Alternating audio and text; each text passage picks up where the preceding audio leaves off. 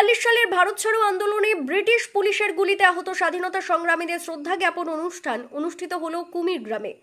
তৎকালীন মানভূম জেলার পটমদা থানা, অধুনা ঝাড়খণ্ডের পূর্ব সিংভূম জেলার কমলপুর থানার কুমির গ্রামে 1942 সালে ভারত ছাড়ো আন্দোলনের এক ঐতিহাসিক ঘটনা ঘটেছিল। 8ই অক্টোবর কুমির গ্রামে জমায়েত হয়েছিলেন এলাকার স্বাধীনতা সংগ্রামীরা।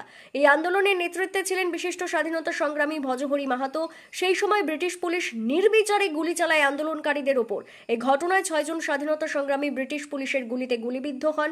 কুমির গ্রামের লক্ষণ মাহাতো, কাটাগোড়া গ্রামের দুর্গাচরণ সিং সর্দার, জুরন মুদি, পরাশিয়া গ্রামের বিপ্র মাহাতো, ভালু গ্রামের রতন মাঝি ও ধনীর মনিরাম মাহাতো। এই সমস্ত স্বাধীনতা সংগ্রামীদের শ্রদ্ধা জ্ঞাপন অনুষ্ঠান অনুষ্ঠিত হলো বুধবার। তবে এলাকায় নির্বাচন বিধি লাগু থাকায় সাংস্কৃতিক অনুষ্ঠানগুলি স্থগিত করা হয়েছে। এদিনে শ্রদ্ধা জ্ঞাপন অনুষ্ঠানে উপস্থিত ছিলেন পূর্ব সিংভূম জেলা পরিষদের কর্মাধ্যক্ষ খগেন চন্দ্র মাহাতো, রাষ্ট্রীয় শহীদ সম্মান সমিতির অধ্যক্ষ পঞ্চানন দাস, লোকসেবক সংঘের সচিব সুশীল মাহাতো, গ্রাম প্রধান মৃত্যুঞ্জয় মাহাতো, মুখিয়া দীপক করা, স্বাধীনতা সংগ্রামী ভজহরি মাহাতোর পুত্র দীপক মাহাতো, বিশিষ্ট সমাজসেবী বিশ্বনাথ মাহাতো, ছুটুলাল মাহাতো, শেখ সিরাজউদ্দিন সহ অন্যান্য বিশিষ্ট জনেরা। এদিন ভজহরি মাহাতোর মূর্তিতে মাল্যদান ও পুষ্পার্ঘ্য নিবেদন করে উপস্থিত সকলেই এর পাশাপাশি 42-এর আন্দোলনে গুলিবিদ্ধ হওয়া 6 স্বাধীনতা সংগ্রামী সহ অন্যান্য স্বাধীনতা সংগ্রামীদের উদ্দেশ্যে পুষ্পার্ঘ্য নিবেদন করেন উপস্থিত সকলেই। উপস্থিত বক্তারা এই স্বাধীনতা আন্দোলনের ইতিহাস এলাকার মানুষের মধ্যে ছড়িয়ে দেওয়ার বার্তা দেন। সমগ্র কর্মসূচি অনুষ্ঠিত হয় রাষ্ট্র শহীদ সম্মান সমিতির উদ্যোগে।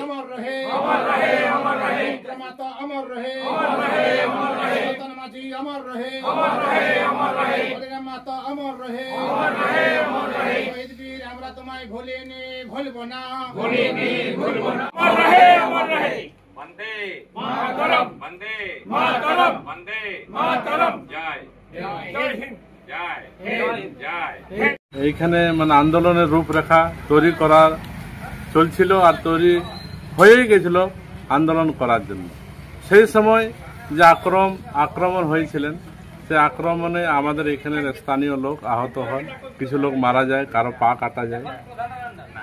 আমি এখানে স্থানীয় জেলা পরিষদ হওয়ার পরে 2004 থেকে এখানে আমাদের রূপরেখা এই অঞ্চলে স্বাধীনতা সংগ্রামের যে কার্যক্রম, আমাদের তখনকার সাংসদ সুনীল কুমার মাহাতো আর এখানের সমাজসেবী আর সূচনা আয়োগ প্রফুল্ল কুমার মাহাতো, ওনার নেতৃত্বে এখানে আমাদের যে স্বাধীনতা সংগ্রামের যে শহীদ মেলা যে শুরু হয়, এখানে লোককে জাগাবার কাজ 2004 থেকে এখানে চলছে আর লাগাতার প্রতি বছর এখানে কার্যক্রম হয়।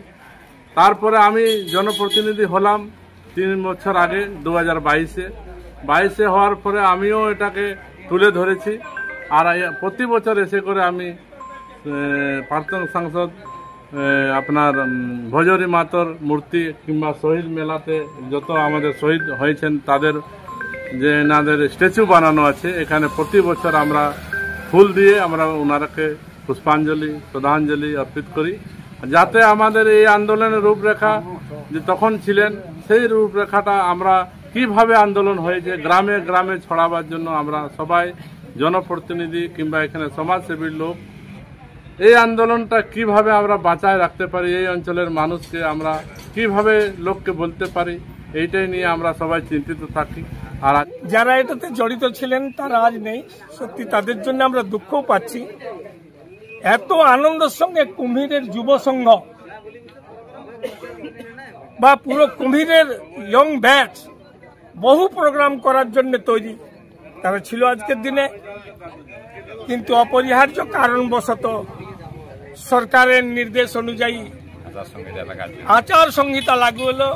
উপচুনাব ঘাটছিল বিধানসভার এবং সরকারি নিয়ম অনুযায়ী প্রশাসন তরফ থেকে বললো আপনারা মাইক বা অন্য কোনো সাংস্কৃতিক অনুষ্ঠান করতে পারবেন না, এটা সরকারের নিয়ম, করলে আইনের আওতায় আসবে। যার জন্যে এখানের যে যুব সংঘ খুবই দুঃখিত, কারণ আমরা তো মাল্যার্পণ করি, মনে মনে শেষ করি।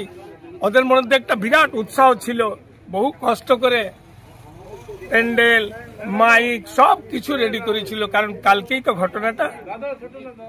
তো যাই হোক, তবু এখানে সমস্ত মানুষ মেনে নিল যে কি করা যায়, কোনো উপায় নেই।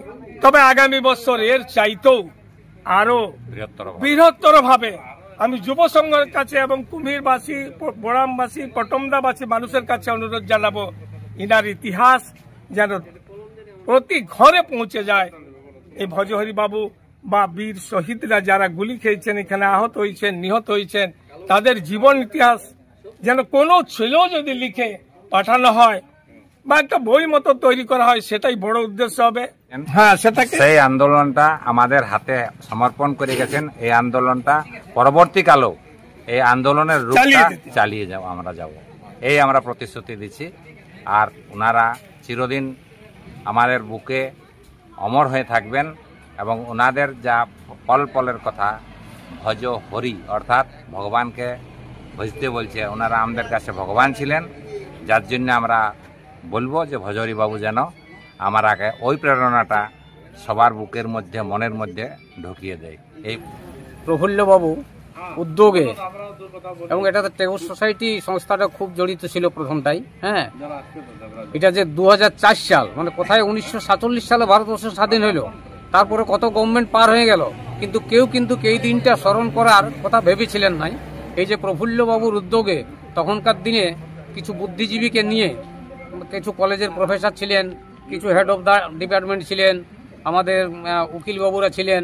হ্যাঁ, উনি কিন্তু এই জিনিসটা এখানে প্রথম শুরু করেছেন। প্রতি বছর আমরা রাষ্ট্র শহীদ সম্মান সমিতি নামে যেটা উনি গঠন করে গেছেন, তার ব্যানারে আমরা কিন্তু প্রতি বছর এই দিনটা পালন করে চলছি এবং বছরের পর বছর এটা ধীরে ধীরে, মানে কি বলবো, উৎসাহটা বাড়ে চলেছে মানুষের যে এই দিনটাকে পালন করার জন্য।